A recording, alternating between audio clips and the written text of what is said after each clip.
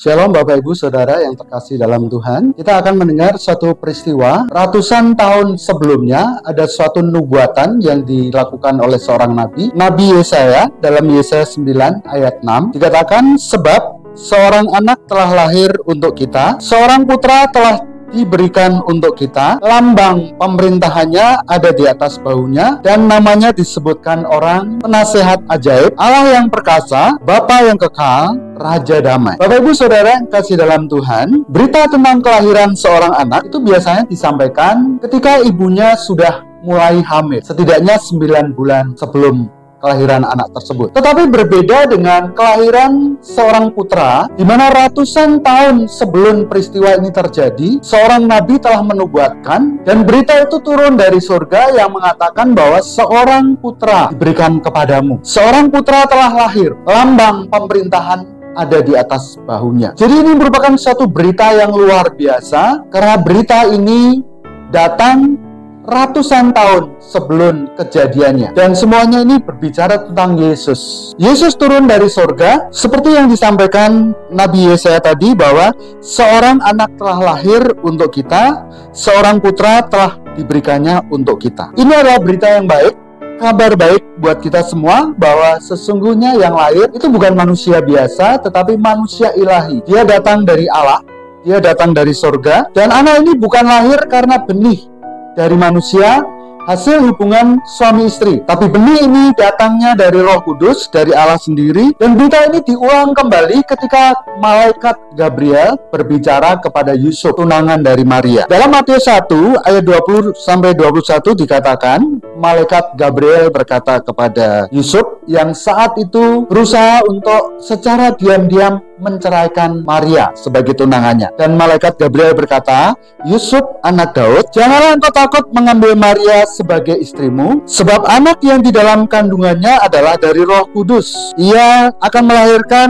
anak laki-laki, dan engkau akan menamakan dia Yesus, karena dialah yang akan menyelamatkan umatnya dari dosa mereka. Inilah kabar baik, berita baik dari malaikat yang datang dari sorga. Jadi berita baiknya adalah yang lahir itu dari sorga, sesuatu yang ilahi, datang dari Allah, dan datang ke dunia untuk menyelamatkan dosa dan kesalahan manusia. Karena kita tahu bahwa semua orang telah berbuat dosa, semua orang telah kehilangan kemuliaan Allah, dan Alkitab berkata bahwa upah dosa adalah maut. Maut itu perpisahan dengan Allah, dan maut itu adalah hukuman yang kekal. Hukuman yang kekal dalam perapian neraka, itulah dosa. Maka dari sisi keadilan Allah, semua orang yang telah berbuat dosa itu layak untuk menerima hukuman. Sudah semestinya mereka dihukum karena dosa tadi, yang Alkitab berkata bahwa upah dosa adalah maut. Maka sesungguhnya tidak ada seorang pun yang selamat dari hukuman Allah. Tetapi karena ada sisi kasih dari Allah, sisi belas kasihan dari Allah, maka Allah mau menyelamatkan manusia dengan cara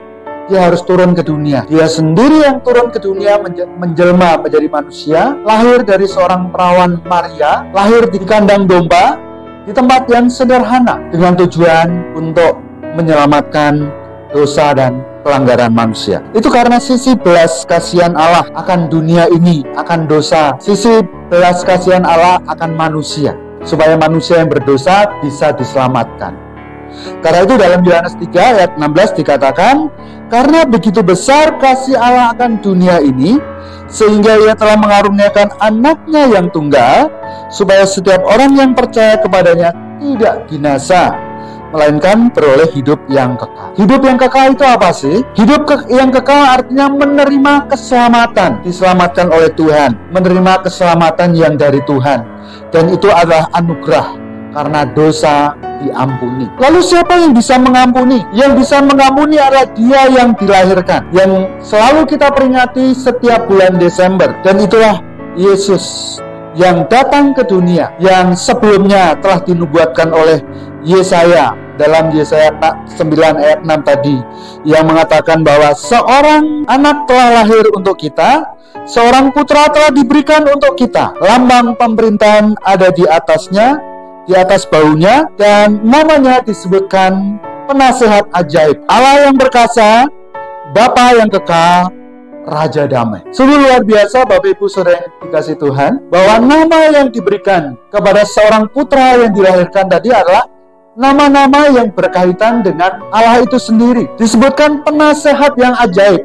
Siapa sih yang jadi penasehat yang ajaib? Siapakah yang bisa melakukan perbuatan-perbuatan yang ajaib? Bukankah itu Allah sendiri yang bisa melakukan perbuatan-perbuatan yang ajaib? Perbuatan yang tidak bisa dilakukan oleh manusia. Apa yang mustahil buat manusia, bagi Tuhan itu mungkin terjadi. Karena tidak ada yang mustahil buat Tuhan. Sebab Allah kita adalah Allah yang mengatasi semua keajaiban-keajaiban. Karena itu dia disebut sebagai penasehat yang ajaib. Penasehat itu tugasnya apa? Penasehat itu tugasnya memberikan nasihat, memberikan petunjuk, memberikan saran, memberikan pertimbangan-pertimbangan supaya masalah yang dihadapi bisa terpecahkan. Ada solusi dari setiap permasalahan itu. Dan orang yang bisa diangkat sebagai seorang penasehat ajaib adalah orang yang memiliki kompetensi, memiliki banyak wawasan, memiliki banyak pengalaman, dan dia adalah biasanya juga seorang pemimpin dan pemimpin senior yang sudah pernah memiliki pengalaman-pengalaman sehingga bisa diangkat menjadi seorang penasehat yang ajaib. Dan karena Yesus itu datang dari Allah, apa yang dikerjakan oleh Yesus itu adalah perkara-perkara yang ajaib. Dia sudah sangat berpengalaman dengan sesuatu yang ajaib. Karena itu dia disebut sebagai penasehat ajaib. Kemudian dikatakan juga bahwa dia adalah Allah yang perkasa. Memang Tuhan itu adalah Allah yang perkasa. Di dalam bahasa Ibrani-nya disebut sebagai El Gibor, Allah yang perkasa, Allah yang kuat, Allah yang memiliki ketangguhan, Allah yang memiliki kekuatan yang tidak terbatas. Keperkasaan dia dalam menciptakan langit dan bumi, alam semesta dan semua isinya. Seorang diri Tuhan ciptakan itu. Dan Allah yang perkasa itu juga terlihat dalam peperangan ketika Tuhan membela umatnya. Dengan cara Tuhan yang ajaib, Tuhan bisa membuat umatnya menang terhadap musuh-musuhnya. Karena dia adalah Allah yang perkasa. Dan berita baiknya buat kita memiliki Allah yang perkasa. Karena itu jangan pernah takut, sebab Allah kita adalah Allah yang perkasa. Tidak seorang kaum sanggup berhadapan dengan Allah. Kalau Allah di pihak kita, maka siapakah yang sanggup melawan kita? Kemudian yang ketiga, dikatakan bahwa Bapa yang kekal. Sangat ajaib. Dalam kelahirannya disebutkan dia sebagai Bapa yang kekal. Kenapa? Karena sesungguhnya yang lahir ini berasal dari Bapa, berasal dari surga. Yohanes 1 ayat 1 mengatakan pada mulanya adalah firman.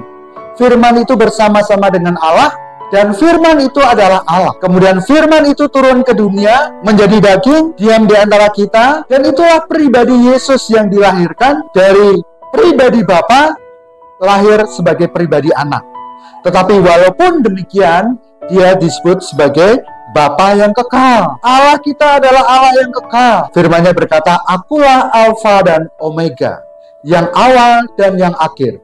Ini bicara tentang kekekalan. Ketika kita berada di dalam anugerah-Nya, kita akan beroleh keselamatan hidup yang kekal bersama dengan Bapa yang kekal itu. Kemudian bagian terakhir, bagian keempat, dikatakan bahwa Yesus adalah Raja Damai. Bahwa Yesus adalah Raja Damai. Damai sejahtera diberikan kepada kita. Damai sejahteranya sudah diberikan kepada kita. Supaya dalam hidup ini kita memiliki kesejahteraan, hidup tenang, hidup kita diselamatkan, kita tidak perlu khawatir, tidak perlu takut. Sebab kekhawatiran itu melemahkan iman kita.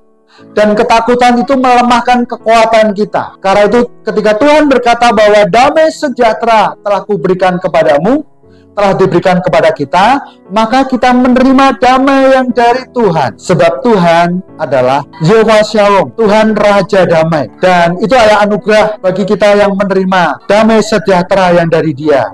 Karena itu adalah berkat Natal untuk kita semua. Puji nama Tuhan, Tuhan Yesus memberkati. Amin.